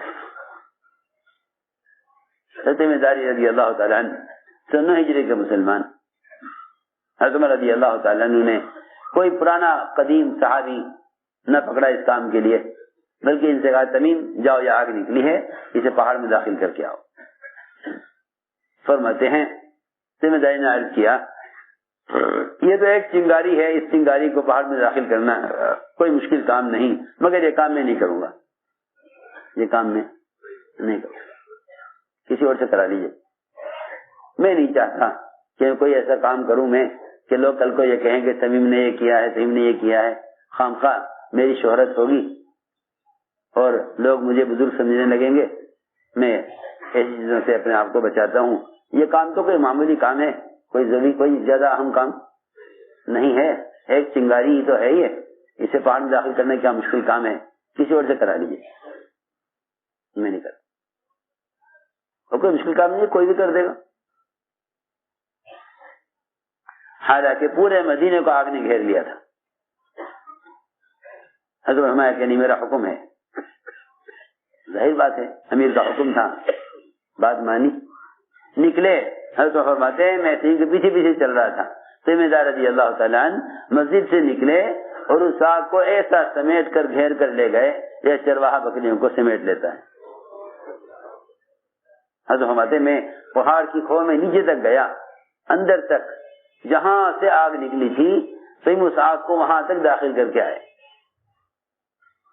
میں نے عرض کیا کہ اصل میں بات یہ تھی کہ جو یقین کے سیکھنے کی بنیاد پر مسیح میں جمع ہوتے تھے، وہ باہر کی شکلوں میں کامیابیوں کو لانے کے لیے براہ راست مسجد ہی آتے تھے، کیونکہ جب اللہ کی ذات سے ہونا مسیح سے سیکھو گے تو پھر مسائل کے حل کے لیے مسجد آؤ گے، اور اگر اللہ کے غیر سے ہونا مسجد سے باہر سیکھو گے تو اپنے مسائل کو لے کر اللہ کے گھر میں کون آئے گا؟ سیدھی بات ہے۔ حضور اکرم صلی اللہ علیہ وسلم نے عملی ذبح سے کر کے دکھلایا، عملی ذبح سے کر کے۔ حالانکہ آپ کے لیے تیار کھانا آسمان سے اترتا تھا، آپ کے لیے تیار کھانا آسمان سے اترتا تھا۔ آپ فرمایا میرا رب مجھے کھلاتا بھی ہے پلاتا بھی ہے، تم میری نقل نہ کرنا، مجھے تو اللہ تعالیٰ آسمان سے کھانا، صحیح روایت میں ہے آسمان سے گرم کھانا ڈبے کے اندر بند آسمان سے اترا، آپ اس میں سے کھایا، جو بچا تھا اس کو آپ نے آسمان پر واپس کر دیا۔ جن کے لیے کھانے کی اتنی سہولت، جن کے لیے کھانے کی اتنی سہولت، اللہ نے بھی فرما دیا آپ تو اپنا کام کیجئے، ہم آپ سے روزی کموانا نہیں چاہتے، روزی تو آپ کو ہم دیں گے۔ جنہیں کھانے کی اتنی سہولت، وہ 3 مرتبہ فاقے سے تنگ آ کر مسجد آویں، نماز پڑھیں، اللہ سے مانگیں، پھر پوچھیں گھر میں کھانا آیا کہ نہیں آیا، پھر مسجد آویں، پھر اللہ سے مانگیں، پھر پوچھیں جا کے کھانا آیا کہ نہیں آیا، پھر مسجد آویں۔ 3 مرتبہ آپ نے مسجد آ کر نماز پڑھ کر اللہ سے کھانا مانگا، کیوں؟ اپنی امت کو اس کی تعلیم دینے کے لیے، اپنی امت کو اس کی تعلیم دینے کے لیے کہ جس طرح ہم اللہ تعالیٰ کے سارے وعدے ہوتے ہوئے ہم اللہ تعالیٰ سے اس طرح کھانا مسجد میں آ کر مانگ رہے، تمہیں چاہیے کہ تم بھی اللہ تعالیٰ سے اپنے مسائل کو مسجد میں آ کر اس طرح حل کرایا کرو۔ آپ نے امت کو دعا کی تعلیم اور اللہ سے لینے کا طریقہ سکھلانے کے لیے کر کے دکھلایا۔ بار بار مسجد آئے اور بار بار مسجد آ کر میں نے عرض کیا، اس لیے حکم ہے کہ اپنی حاجتوں کو فرض نماز کے لیے مؤخر کیا کرو، اپنی حاجت کو فرض نماز کے لیے مؤخر کیا کرو۔ اور ظاہر بات ہے اپنی حاجت کو فرائض پر مؤخر کرنے کا مطلب ہی یہی ہے کہ حاجت کو لے کر مسجد میں آؤ، کیونکہ فرض نماز تو مسجد میں ہی ادا کی جا سکتی ہے، فرض نماز کی مسجد میں ہی ادا کی جا سکتی ہے۔ یہ حکم احملوا حوائجکم علی المکتوبہ کہ اپنی حاجت کو فرض نماز کے لیے مؤخر کر دیا کرو۔ ہم تو اپنی حاجت کو اسباب میں کیونکہ تلاش کرتے ہیں، اسباب کے لیے مؤخر کر دیتے ہیں، بھائی حاجت تو پوری ہوگی کہ بھائی حاجت جب پوری ہوگی جب یہ سبب ہوگا. اچھا بھائی یہ سبب کب ملے گا؟ کہ یہ سبب کل کو ملے گا. اچھا بھائی حاجت کل پوری کریں گے. سنو تو صحیح. احادیث میں ہے حاجتوں کو مؤخر کرو فرض نمازوں کے لیے. ہم حاجت کو مؤخر کرتے ہیں اسباب کے لیے. سوچو جتنا بڑا سبب مسلمانوں کے سامنے ہوگا نا یہ اپنی حاجت کو اتنے ہی بڑے سبب کی طرف کے لیے مؤخر کر دیں گے. یہاں تک کہ مسلمان یہ کہے گا کہ جب حکام بدلیں گے تب ہم یہ کام کریں گے کیونکہ ابھی حکام ہمارے خیال کے نہیں ہیں.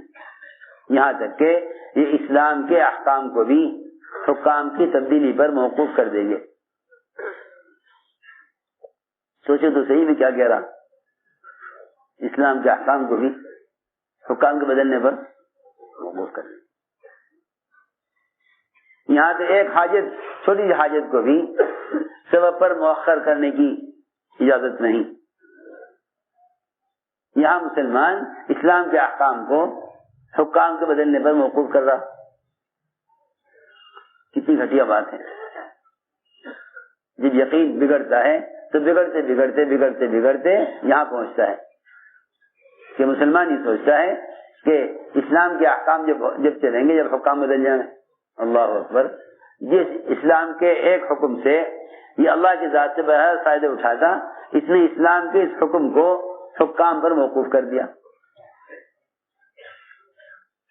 سوچے تو صحیح. نہیں آ رہی بات کہیں بھی نہیں آ رہی. جس اسلام کے ایک حکم سے اسلام کے ایک حکم پر عمل کرنے سے سارے مسائل حل ہو جاتے اس نے اسلام کے حکم کو بھی حکام کو بدلنے پر موقوف کر دیا کہ حکام بدلیں گے تو اسلام کے احکام پورے ہوں گے. سوچو تو صحیح.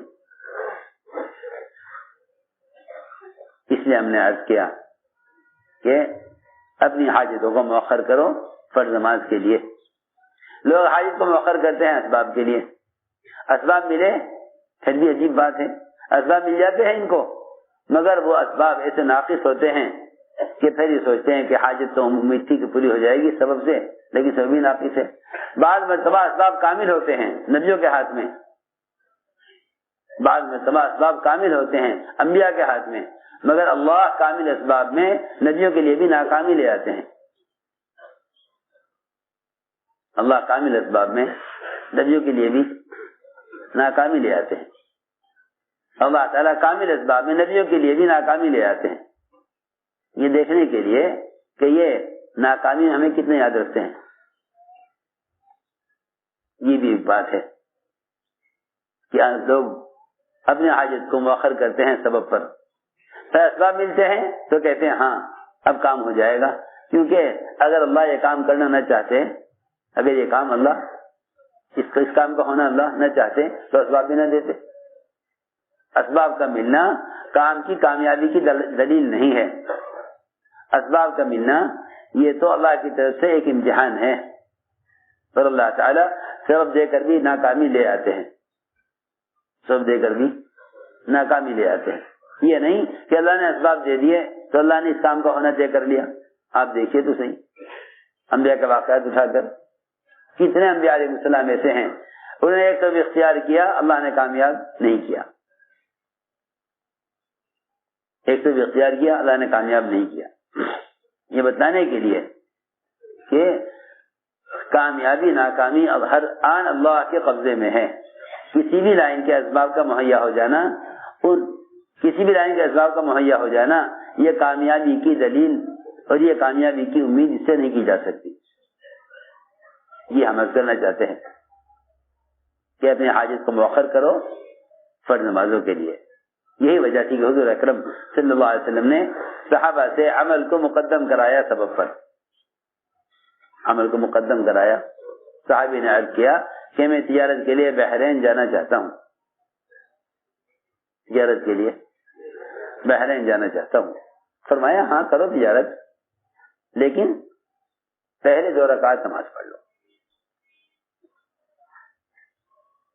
پہلے 2 رکعت ہم بھی پڑھتے ہیں 2 رکعت نماز لیکن ہمیں نماز کی طرف اسباب کی ناکامی لاتی ہے. سارے اسباب سے ناکام اور نا امید ہونے کے بعد پھر کہتے ہیں کہ نماز سے مسئلہ حل ہوگا. میری بات یاد رکھو، سبب میں ناکام ہو کر نماز کی طرف آنا یہ کوئی کمال نہیں ہے. کامیاب اسباب کو ترک کر کے نماز کو مقدم کرنا یہ نماز پر یقین کی علامت ہے.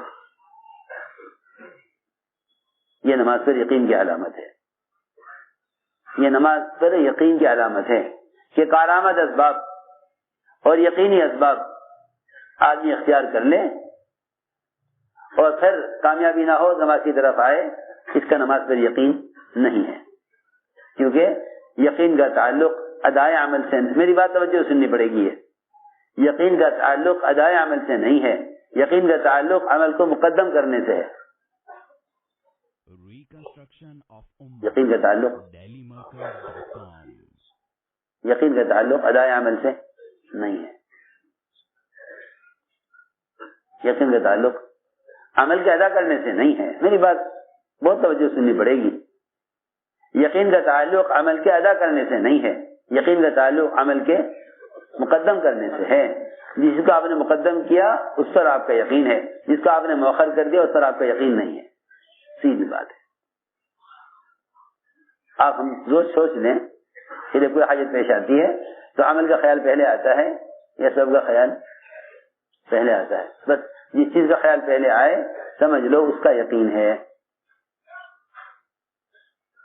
سمجھ لو اس کا یقین ہے. مقدمہ آ گیا، وکیل کا خیال پہلے آتا ہے یا نماز کا خیال پہلے آتا ہے؟ بیماری آ گئی، صدقہ کا خیال پہلے آتا ہے یا ڈاکٹر کا خیال پہلے آتا ہے؟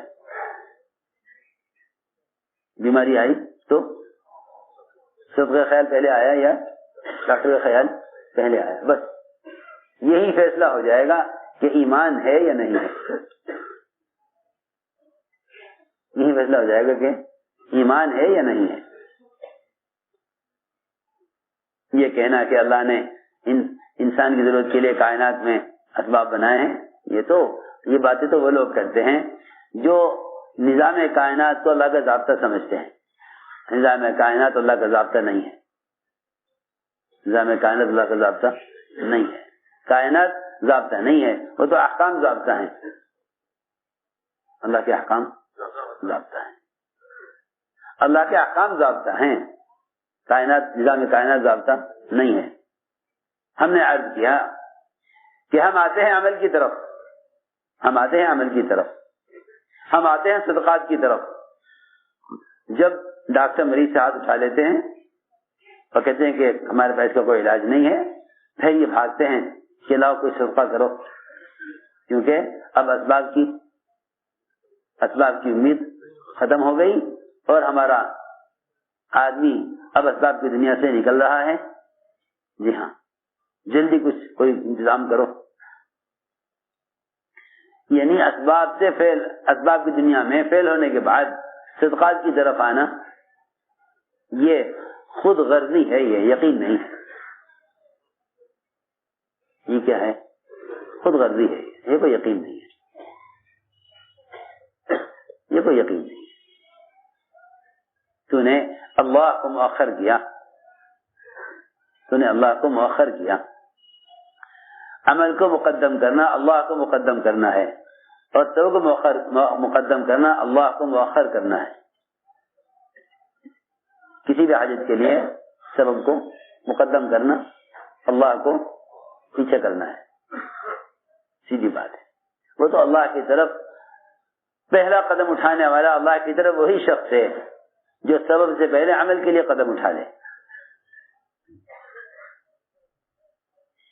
جو سبب سے پہلے قدم اٹھائے، سب سے پہلے وہ ہے اللہ کی طرف قدم اٹھانے والا، جو سارے اسباب سے تھکنے کے بعد اب کہ ہے عمل کی طرف آوے. آپ سوچئے ذرا، کوئی وزیر، کوئی صدر کسی سے یہ کہہ دے کہ تیرا کام میں کروں گا اور میرے علاوہ کسی اور سے نہ کہنا. آپ بتائیے کیا اس کو خیال آ سکتا ہے کسی اور سے کرانے کا، لیکن اسے یہاں سے نکلا صدر کے گھر سے، وزیر سے گھر سے، اور نیچے کے ملازمین سے اور ادھر ادھر کے لوگوں سے اپنی ضرورت کو کہنے لگا، اور صدر دیکھ رہا، وزیر دیکھ رہا کہ میرے نیچے والوں کی خوشامد کر رہا ہے۔ جب کہیں سے کام نہ بنا تو آخر میں اسے خیال آیا کہ چلو وزیر کے پاس چلتے ہیں، مجھے سچی بتاؤ یہ وزیر اس کے آنے سے ناراض ہوگا یا خوش ہوگا؟ کیوں؟ کہ تم نے مجھے میری حیثیت کو نہ سمجھا اور میرے سے نیچے والوں سے تم نے جا کر خوشامد کی، مجھ سے آ کر نہ کہا۔ اب تم میرے پاس جب آئے ہو، جب نیچے والوں نے تمہارا کام کرنے سے انکار کر دیا، اب تم میرے پاس آئے جبکہ میں نے تم سے کہا تھا کہ کوئی کام ہو تو مجھ سے کہنا۔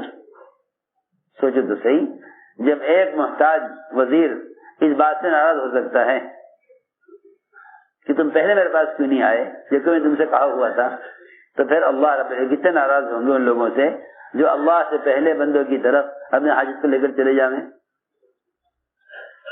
حالانکہ اللہ کی ذات تو بہت غیور ہے، اللہ کی ذات تو بہت غیور ہے۔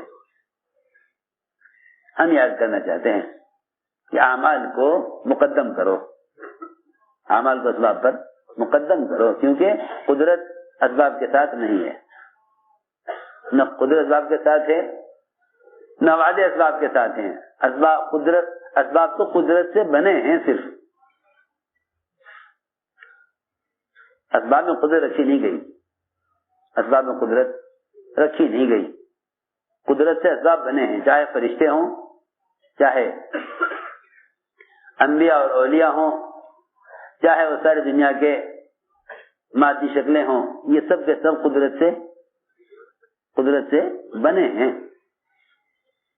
یہ سب قدرت سے بنے ہیں۔ ملائکہ بھی قدرت سے بنے ہیں، اور بنے ہوئے سے بنتا نہیں ہے، سیدھی بات ہے، بنے ہوئے سے بنتا نہیں ہے، بنانے والے سے بنتا ہے۔ ہم تو یوں سمجھ بیٹھے سارے اپنی بے عقلی سے کہ اللہ نے کائنات میں اسباب بنا دی انسانی ضرورت کے لیے، تم ان کو استعمال کرو، حاجت پوری ہو جاوے تو اللہ کا خیال ہی نہ آوے، اور نہ پوری ہو تو پھر دعا مانگ لو۔ جی کسی عجیب بات ہے کہ لوگ دعا جب مانگتے ہیں جب سبب میں ناکام ہو جاتے ہیں۔ آپ دیکھ لیجئے جو اپنے اسباب میں جتنا زیادہ ناکام ہوگا نا، اس کی دعا میں اتنا ہی زیادہ اضطراب اور بے چینی ہوگی۔ جتنے بڑے بڑے مالدار قرضوں میں دبے ہوئے اور سودی قرضوں میں حکومتوں نے ان کو بند کیا ہوا ہے نا، اور قبضے کیے ہوئے ان کی جائیدادوں پر، ان کی دعا میں جا کے دیکھو کیسا اضطراب ہے، کیسے روتے ہیں۔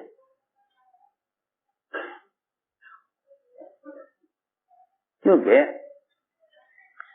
جس چیز سے آدمی کو امید ہوتی ہے جب اس سے ناکامی آتی ہے تو پھر آدمی روتا ہے۔ جس کی توقع ہوتی ہے نا کسی سے، اتنا ہی غم بھی ہوتا ہے۔ جی ہاں، ہمیشہ یاد رکھو، حسرت ہمیشہ توقع کے بقدر ہوگی۔ سمجھ آ رہی بات؟ حسرت کس کے بقدر ہوگی؟ جی ہاں، حسرت ہوگی توقع کے بقدر، حسرت ہوگی توقع کے بقدر۔ اپنے ہاتھ کو کوہنی تک چبا جائے گا قیامت کے دن آدمی، صرف کس پر؟ حسرت پر۔ وہ صرف اس لیے کہ دنیا میں اللہ کے غیر سے امید رکھتے تھے، جو دنیا میں غیر سے امید رکھتے تھے وہ قیامت میں اللہ سے کوئی کی طرف سے کچھ نہ ملنے پر حسرت کی وجہ سے اپنے ہاتھ کو کوہنیوں تک چبا جائیں گے۔ یہاں تو کوئی بہت بڑی بات سے جاوے تو ہلکا سا دانت میں انگلی کو دبا لیتے ہیں، دانت میں ہلکا سا انگلی کو دبا لیتے ہیں، بہت بڑی بات پیش آ جائے تو کیا کرتے ہیں؟ انگلی دانت سے دبا لیتے ہیں حسرت پر۔ وہاں اس حسرت پر سارا ہاتھ چبا جائیں گے کوہنیوں تک، اس حسرت پر۔ میں نے اس لیے عرض کیا کہ جیسی توقع ہوگی ویسی ہی حسرت ہوگی، اور یہی نہیں قیامت میں حسرت، اللہ کا تو عجیب و غریب نظام ہے۔ اللہ تعالیٰ دنیا میں ہی دکھلا دیتے ہیں، اللہ دنیا میں ہی دکھلا دیتے ہیں جو اللہ کے خلاف قدم اٹھاتے ہیں نا، اللہ تعالیٰ ان کے اسباب کو انہی پر الٹا کر دیتے ہیں. جن اسباب میں آدمی فخر کرتا ہے انہی اسباب میں آدمی فقر کی حالت پر آ جاتا ہے. جی ہاں، سارے اسباب موجود ہوتے ہیں لیکن اس کی حالت ان سارے اسباب میں فخر کی ہوتی ہے. جن اسباب پر کیا کر رہا تھا؟ فخر کر رہا تھا، انہی اسباب میں فقیر ہو جاتا ہے. انہی اسباب میں فقیر ہو جاتا ہے. جی ہاں، ایسے میں نے حالات دیکھے لوگوں کے جو دوسروں کو قرض دیا کرتے تھے وہ جا کر ان سے قرض مانگنے لگے ہیں. وہ جا کر ان سے قرض مانگنے لگے. سارے میاں ہم سے مانگ رہے قرض، ہم تو آپ سے قرض لیا کرتے تھے. کہ نہیں، حالات ایسے ہیں کہ ہم اپنے مقروبین سے قرض مانگ رہے ہیں. میں اس لیے عرض کر رہا، یہ سارے حالات اس لیے کہ عمل کو مؤخر کرتے ہیں، اسباب کو مقدم کرتے ہیں یہ سمجھ کر کہ اللہ نے کائنات ضرورت کے لیے بنائی ہے. نہیں، جو عمل کو مقدم نہیں کرے گا وہ اللہ کو ساتھ نہیں لے سکتا. عمل کو مقدم نہیں کرے گا وہ اللہ کو ساتھ نہیں لے سکتا. بس میں نے عرض کیا کہ پہلی بات یہ ہے کہ عمل کو یقین میں لاؤ، عمل کو یقین پر لاؤ. دوسری چیز نماز، جس کو مسیح سے اس لیے جوڑا گیا تھا کہ 100% مسلمان 5 مرتبہ مسجد میں آ کر اپنے آپ کو کفار منافقین سے الگ کر کے دکھلائیں کہ ہم مسلمان ہیں. اسی لیے بلا عذر مسجد میں نہ آنا، بلا عذر مسجد میں نہ آنا اور اپنے گھر میں نماز پڑھ لینا. عبداللہ بن مسعود فرماتے ہیں کہ وہ آدمی جہنمی ہے جو نماز تو نہیں چھوڑتا لیکن مسجد میں نماز کے لیے نہیں آتا. فرمایا وہ آدمی جہنمی ہے جو نماز تو نہیں چھوڑتا، نماز کو نہیں چھوڑتا، پڑھتا ہے پابندی سے مگر مسجد نہیں آتا. فرمایا کہ وہ آدمی جہنمی ہے. کیوں؟ اس لیے کہ جماعت کی نماز صبح سے لے کر شام تک 5 مرتبہ مسلمانوں کی اجتماعیت کو ثابت کرنے کے لیے ہے کہ اپنے آپ کو کفار منافقین کے درمیان سے نکال کر مسیح میں لے کر آؤ، یہ بتلانے کے لیے کہ میں کافر بھی نہیں ہوں اور میں منافق بھی نہیں ہوں. جی ہاں، کم سے کم 40 دن کی نماز یہ نفاق سے براءت کے لیے کم سے کم بتلائی گئی ہے کہ اگر 40 دن نماز باجماعت پڑھے تو نفاق سے بری ہو جاتے ہیں نا. اس حدیث کی وجہ سے اس بات کو یاد رکھنا کہ جماعت کی نماز نفاق سے براءت کے لیے ہے. اگر جماعت سے نماز نہیں پڑھ رہا ہے تو نہیں کہا جا سکتا کہ مسلمان ہے یا منافق ہے. اس لیے ہم نے عرض کیا کہ دوسری بات یہ ہے کہ ہر عمل کو علم پر لاؤ، ہر عمل کو علم پر لاؤ. ایک بات کو یقین پر لاؤ، ایک بات کو یقین پر لاؤ جس کے لیے تعلیم ہے، کیونکہ فضائل کی تعلیم اسباب کی تردید اور یقین کی تجدید کے لیے ہے. فضائل کی تعلیم وہ اسباب کی تردید کے لیے ہے. فضائل کی تعلیم اسباب کی تردید کے لیے ہے. فضائل کی تعلیم اسباب کی تردید کے لیے ہے. اگر تعلیم کے حلقوں میں نہیں بیٹھو گے اور وعدوں کو یقین سے نہیں سنو گے تو تمہارے اعمال کی جگہ اسباب لے لیں گے. اعمال کی جگہ اسباب لے لیں گے. تعلیم اسباب کی تردید کے لیے ہے، اس لیے تعلیم ہی ایمان کا حلقہ ہے. تعلیم ہی ایمان کا حلقہ ہے. تعلیم ہی ایمان کا حلقہ ہے. تعلیم ہی ایمان کا حلقہ ہے، کیونکہ تعلیم اسباب کی تردید کے لیے ہے. تعلیم اسباب کی تردید کے لیے ہے کہ ہم سب سے نہیں پلتے، اللہ پالتے ہیں، عمل پر پالتے ہیں. اللہ پالتے ہیں، عمل پر پالتے ہیں. اسباب کی تردید کے لیے تعلیم ہے. گھر میں داخل ہوتے ہیں رضی اللہ تعالیٰ عنہ نے یہ نہ کہا کہ میں نے اس طرح 6 درہم فقیر کو دیے، پھر گاہک آیا، پھر وہ اونٹ والا آیا، میں نے اس سے اونٹ اس طرح خریدا، اس طرح بیچا، اس کا ذکر نہیں کیا، بلکہ یہ فرمایا کہ یہ جو ہمیں 6 درہم کے 60 درہم ملے ہیں، یہ صرف وہ وعدہ ہے جس کا اللہ نے ہم سے نبی کی زبان پر وعدہ کیا ہے، یہ فرمایا۔ یہ گھر کی تعلیم تھی کہ جو باہر ظاہری طور پر کوشش کی ہے اس کا ذکر نہیں کیا، بلکہ جو وعدہ تھا اس وعدے کا ذکر کیا، اس وعدے کا ذکر کیا۔ ھذا ما وعدنا اللہ علی لسان نبیہ، یہ کہا آ کر علی رضی اللہ تعالی عنہ نے تجارت تو کی، ہم نہیں کہتے تجارت نہ کرو، ہم نہیں کہتے کہ تجارت نہ کرو، 2 کام کہتے ہیں، ایک تو یہ نہ کہو کہ میں نے اپنی کوشش سے کمایا ہے، یہ تو قارون کا کہنا تھا، یہ تو قارون کا کہنا تھا۔ دیکھو اپنی کمائیوں میں برکت کا ایک ہی راستہ ہے کہ اپنی کمائیوں کو اللہ کی عطا کی طرف منسوب کرو، اپنی کوشش کی طرف منسوب نہ کرو، اپنی کوشش کی طرف منسوب نہ کرو، یوں کہو اللہ نے دیا ہے، یوں کہو کہ اللہ نے دیا ہے۔ آج کل لوگوں کا مزاج یہ ہے کہ جو چیز ان کو ہدیے میں مل جائے اسے کہتے ہیں یہ تو اللہ نے دی ہے، اور جو خود کما کر حاصل کرتے ہیں اسے کہتے ہیں کہ یہ ہم نے کمایا ہے، یہ اللہ نے دیا ہے۔ ہاں سوچو،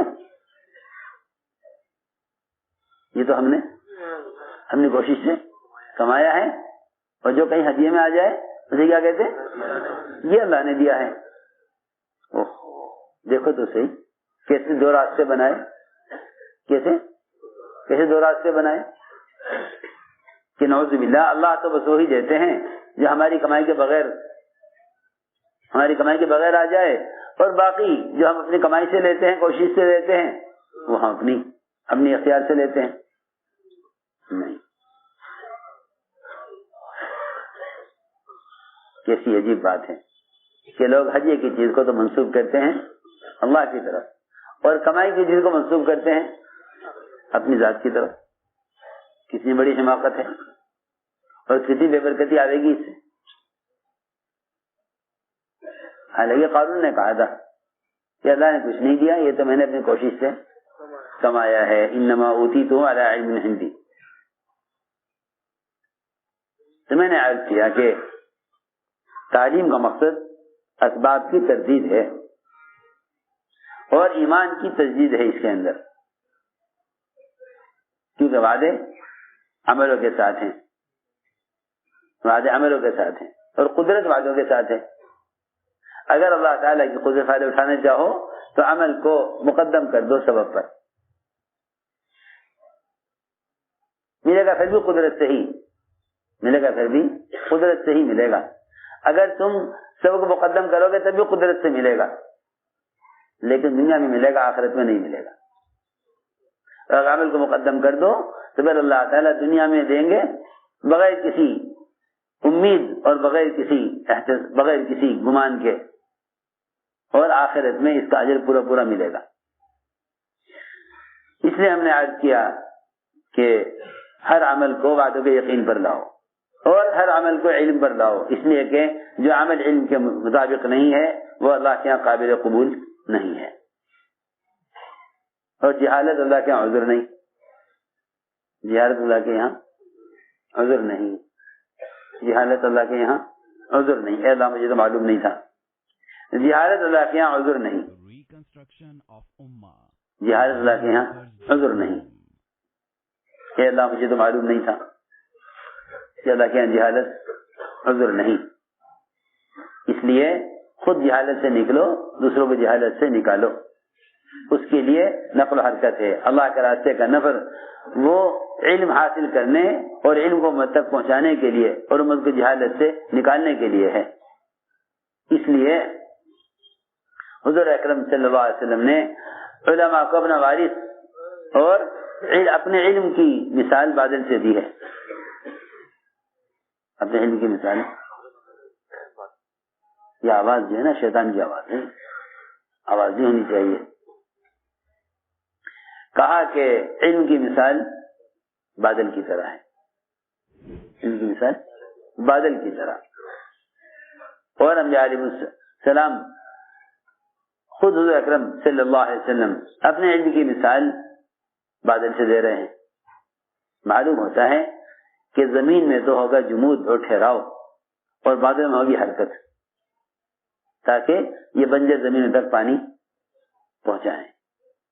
بس علماء کی نقل و حرکت امت کے لیے بالکل اسی طرح ہے جیسے بادلوں کی نقل و حرکت بنجر زمینوں کو کارآمد بنانے اور سوکھی زمینوں کو تر کر کے ان کے اندر کے خزانے باہر نکالنے اور لوگوں کے اندر چھپی ہوئی صلاحیتوں کو اجاگر کرنے کے لیے علماء کی نقل و حرکت ہے۔ یہ اصل بات تھی کہ اپنے علم کو لے کر حرکت میں آؤ تاکہ امت جہالت سے نکلے اور امت تک علم پہنچے کہ علم امت کی امانت ہے۔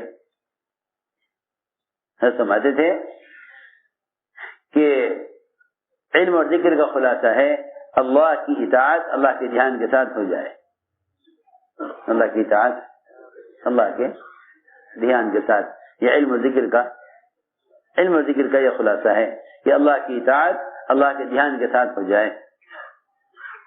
اس ساری نقل و حرکت کا اصل مقصد یہ تھا کہ امت عقائد کے اعتبار سے، اعمال کے اعتبار سے، علم کے اعتبار سے امت جہالت سے نکلے، امت جہالت سے نکلے۔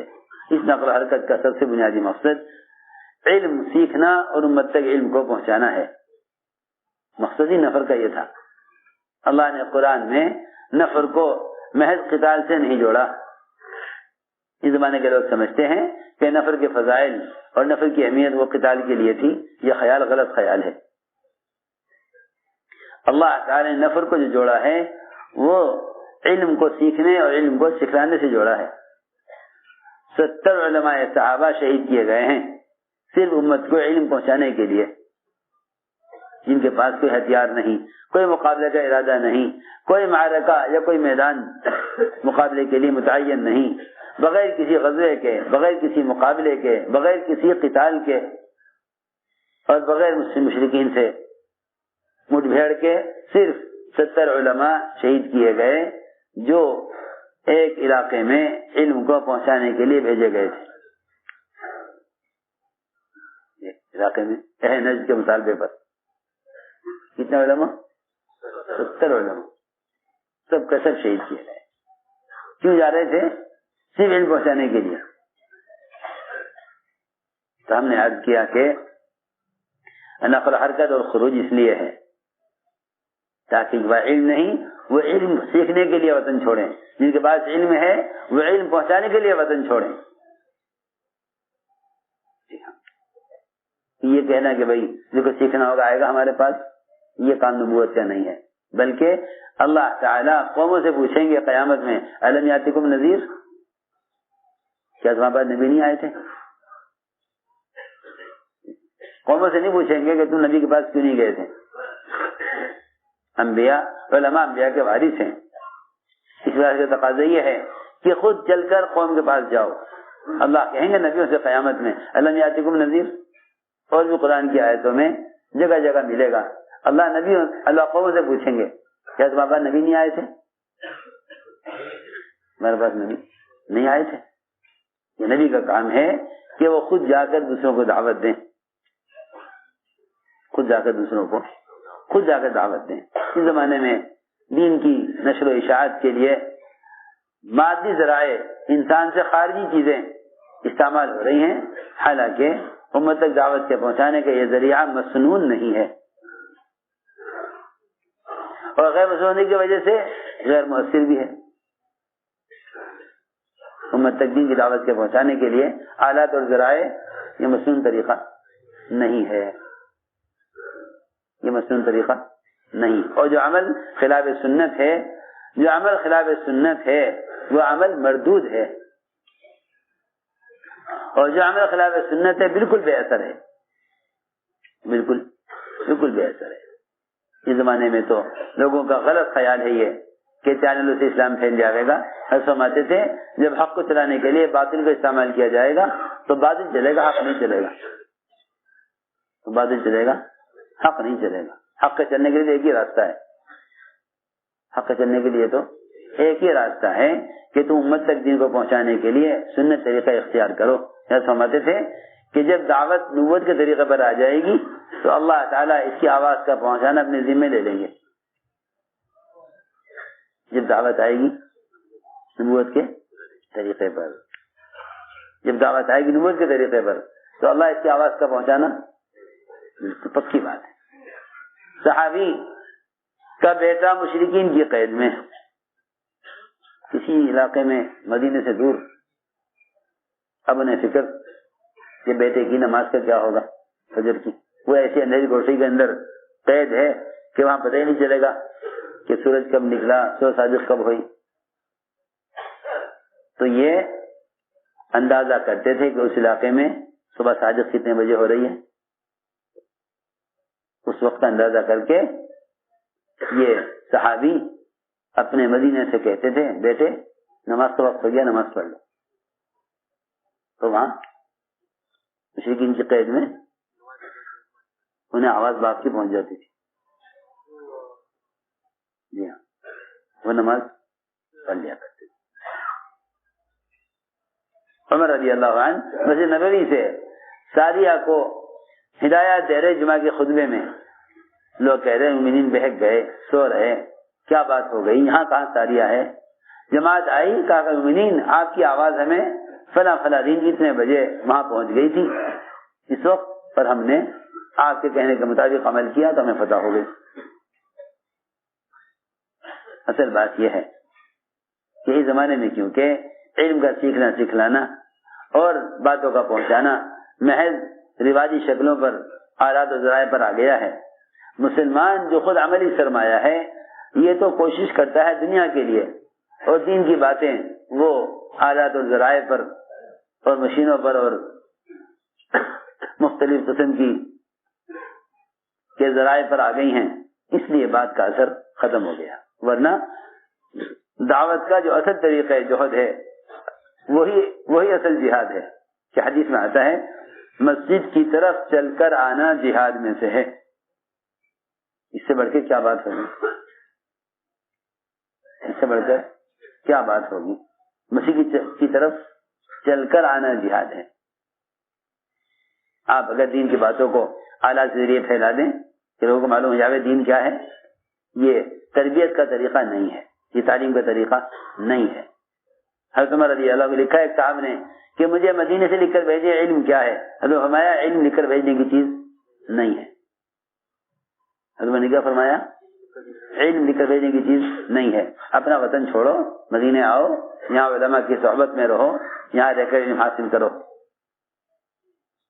لیکن افسوس اس بات کا ہے کہ اس زمانے میں مسلمان تو گدھے کی طرح صرف 24 گھنٹے استعمال ہو دنیا کمانے کے لیے، اور رہا علم کہ یہ تو ذرائع پر موجود ہے، جس سے ضرورت ہو وہاں سے لے لے.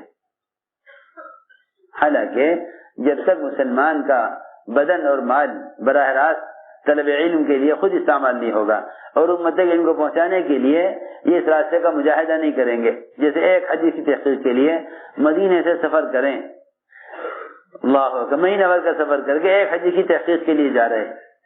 راستے کا سارا مجاہدہ اس حدیث کی حقیقت تک اور اس مضمون کی حقیقت تک پہنچائے گا، بلکہ اس حدیث پر عمل کی استعداد بھی اس حدیث کو سیکھنے کے مجاہدے سے پیدا ہوگی. عمل کی استعداد امت میں اس لیے نہیں کہ اب علم کے لیے مجاہدہ نہیں، عمل کی استعداد کیونکہ معلومات سے عمل نہیں ہوتا، معلومات سے عمل نہیں ہوتا. وہ تو علم عمل کرنے والوں کو رہبری کرتا ہے، اس لیے علم کو رہبر کہا ہے. علم دلیل ہے، علم دلیل ہے. راستے پر چلنے والے کو رہبر کام دیتا ہے، جو راستے پر چلنا نہ چاہے اس کے لیے رہبر بے فائدہ ہے. تو ہم نے عرض کیا کہ ان چیزوں کی حقیقت تک پہنچو اور غور کرو کہ دور صحابہ میں اس نقل و حرکت کا اصل مقصد کیا تھا اور اس سے کیسے ماحول بدلتا تھا، اس سے ماحول کیسے بدلتا تھا. اس لیے میرے دوستوں عزیزوں، اللہ کے راستے میں پھرنا اللہ کا امر ہے. جیسے ہم نماز پڑھنے، روزہ رکھنے، حج کرنے، تلاوت کرنے، ذکر کرنے کو اعمال اور اللہ کا اوامر سمجھتے ہیں، ایسے ہی اللہ کے راستے میں نکل کر دعوت دینا یہ اللہ کا امر ہے. مولوی صاحب فرماتے تھے اللہ کے راستے میں نکلنے میں تاخیر کرنا موجب عذاب ہے. اور صحابہ کرام سے اللہ کے رسول کی ناراضگی اس پر خوب ثابت ہے کہ اللہ کے راستے میں نکلنے میں اگر تاخیر ہوئی تو اللہ بھی ناراض ہوئے, اللہ کے رسول بھی ناراض ہوئے. اس زمانے کا مسلمان تو اس کو بالکل ہی بھلا بیٹھا, بلکہ اس بات کی مخالفت کر بیٹھا کہ اتنا کوئی ضروری ہے کہ نہیں نکلو گے تو اللہ ناراض ہوں گے. ارے صحابہ سے ناراض ہو کر کعب بن مالک رضی اللہ تعالیٰ عنہ سے 50 راتیں ناراضگی دکھلا کر امت کو بتا دیا قیامت تک کے لیے کہ اللہ کے راستے میں نکلنے میں تاخیر کرنا اللہ کے رسول کی ناراضگی کا سبب ہے. یہ کوئی خیالی بات نہیں ہے. کیوں؟ اس لیے کہ اگر خود جا کر دعوت نہ دو گے تو ماحول بگڑتا چلا جائے گا, ماحول بگڑتا چلا جائے گا, یہاں تک کہ آدمی اپنے دین کو بچانے کے لیے کوئی کونا تلاش کرے گا. اور یہ تو وہ امت ہے کہ کونا سنبھال کر اگر بیٹھ جائے تو اس امت کا دین اس سے ہی محفوظ نہ رہے گا. سیدھی بات ہے. اس کو چاہیے کہ یہ دعوت کے ذریعے اپنے ماحول کو بدلے. اس لیے میرے دوستوں عزیزوں بس عزم کرو کہ انشاءاللہ ہمیں یہ ایمان اس طرح سیکھنا ہے اور ان صفات کو اپنے اندر ایسے پیدا کرنا ہے. ہمت کر کے فرماؤ. جو علماء الحمدللہ سال لگا چکے ہیں یہاں ہندوستان میں وہ عرب کے سال کے لیے اپنے آپ کو پیش کریں. جو علماء سال کے لیے آئے ہیں وہ سال پیش کریں. جو 4 جمع لگائے ہوئے ہیں انہیں چاہیے کہ کھلے خرچ کے ساتھ اپنے آپ کو ملکوں کے لیے پیش کریں. فرما رہے ماشاءاللہ. جو علماء سال کے لیے آئے ہیں وہ اپنے بھائی سال پیش کریں, اور جن کا سال پورا ہو رہا دوسرے سال کے لیے عرب سال کے لیے ہمت ارادہ کریں. اور جو جماعتیں نقد آئی ہوئی ہیں 5 مہینے کی 2 مہینے کی